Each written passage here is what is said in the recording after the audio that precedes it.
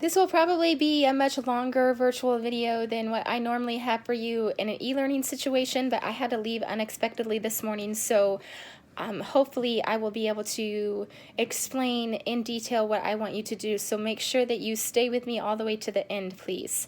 If you were in 5th period, we actually had time in class yesterday to talk about the different communication sciences, but 4th period did not do that, so I've got to repeat a little bit. If you click on the second link on today's agenda, there are some notes about the communication sciences. And these notes are going to be on your first test, but I also want to kind of explain each one of these, and that will help me explain what it is that I want you to do for your project that we're rolling out today. So most of the time, before you really study communication and speech, we just think that communication involves like hearing and listening and then interpreting. But there's much more involved. Pretty much every part of your body and every sense that you have as a human being is part of the communication process, and you might not have realized this before. So each one of these different types of communication are broken into a science. And what is going to happen is you and either a partner or two partners are going to create a project. And in that project, I want you to have a presentation where you show how your communication science can inhibit and create barriers in communication, or how your specific communication science can be manipulated to improve communication and make the setting or the exchange more positive and more likely to be a good experience for both parties. So that is the task of your communication science project. You can show us these like do's and don'ts in a slideshow, in a movie, in a skit, but after you are done, the rest of the class should understand how your communication science can be manipulated in a bad way or in a positive way to either inhibit or enhance communication. So that is your goal. Also, you need to make sure that you define each one of your communication sciences. So I'm going to spend a few seconds explaining each one. I'm going to kind of talk fast because I feel bad that 5th period already heard all of this. So the communication science of haptics deals with physical touch. And when touch is used correctly, it can be very healing. Like a long hug from a friend can actually lower blood pressure. I experienced that last night with it when I was talking to my best friend. But obviously, physical touch in a creepy way, when held too long, maybe from someone you don't know, can make you feel really uncomfortable and not want to talk or not want to communicate.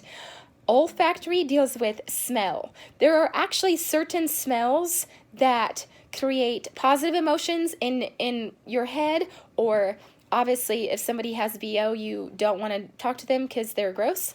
And one of the articles on today's Canvas page is about olfactory. So if you and your partner or group choose that one, there's an article there that will help. Now, I want every single person in the class to read those two articles. There's one about haptics and there's one about olfactory.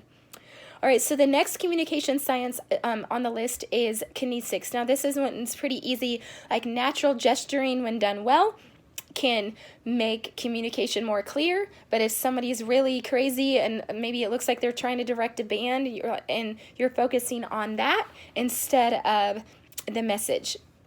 Like, for example, I have been distracted by people that have some sort of like tic, and I just focus on why they're moving around so much instead of what they're actually saying. Optics deals with vision. I see this a lot in schools. You go in some teachers' classrooms throughout the day and it's boring. There's nothing appealing. It doesn't make you really want to be there. Also, optics can make a space really inviting. I think of, a room designed by Joanna Gaines. Like, I just want to be in it. It's just so pretty. It can be really homey. If I used to have a couch and some rugs in my classroom and it looked really inviting. So, that can actually combine with objects and artifacts at the end very easily. You can make your space really inviting by the things on the walls and the artifacts in the room, or you can make it not very inviting. Since I'm kind of talking about both of them at the same time, I'll skip down to objects and artifacts. Yesterday in 5th period, we were discussing that when a boss is just talking, like a principal is talking to a student with a negative interaction, maybe there's some discipline going on, the administrator will often sit behind his desk with his student on the other side. That creates a barrier. It shows that we're separated, we're not on the same level. But in my exchanges where I've had less formal meetings, like I'm not in the administrator's office for an evaluation, oftentimes the administrator will come around the desk and just sit next to me and have a conversation. So you can create kind of superiority over other people in the room by the way you have your room arranged. One way, that, like if you're standing behind a podium or behind a table or something like that. Proxemics deals with physical space and proximity to other people, and this can either encourage communication or inhibit this. If you choose this one as your group, I really want you to talk about proxemics in regards to different cultures. There's a lot of different cultures that have different rules for social space, so I want you to teach the class about that. All right, chronemics deals with time, rate of speech, and timing of communication. One of the things that I talk to my kids about separately is that, especially with their dad, there are certain times to ask things, and there are times that are not going to be good to ask things. Like, for example, my husband is a very early riser, but normally goes to sleep really early. So it's not wise to spring a serious conversation on him after 8 o'clock p.m. He's normally like done for the day by then because he's been up since 4 or 5. Whereas I'm not a morning person, so I'm the opposite. If you want to talk to me, do it in the evenings. Rate of speech can also either inhibit or enhance communication. If somebody's talking way too fast, you can struggle to understand them. Conversely, if they're talking way too slow, you're like, want to get out of the conversation. Vocalics and paralanguage deals with the loudness and the vocal quality. If someone's a really soft talker and you can hardly hear them, obviously that can cause a problem. Or I was sharing in 5th period, there's a waitress in town, I won't sell out the establishment, but her voice is so loud you can hear every word she says in any table all around the room, and it's annoying to me, and it makes me not want to eat there. It sounds like she's screaming when she's talking. I'm like, bring it down like 3 levels. So these are the communication sciences. You will need to memorize their definitions for your first test, and then you and your partner or group are going to pick one that you want to present about. The next step for this is, since I have to be home today unexpectedly with my son, I want you and your group to email me, first of all, who's in your group. And then I want you to email me, what are your top 3 choices in order? Like, if I don't get my first choice, I would like to do this and this.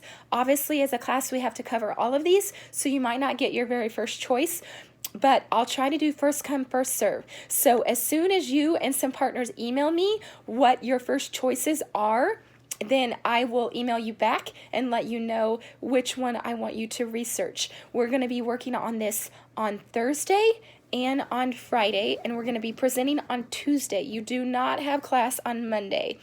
If you are quarantined right now, I want you to email me which one you would like, and I just want you to do a simple slideshow. You will not have to present in front of the class, but I want you to do a simple slideshow about this topic.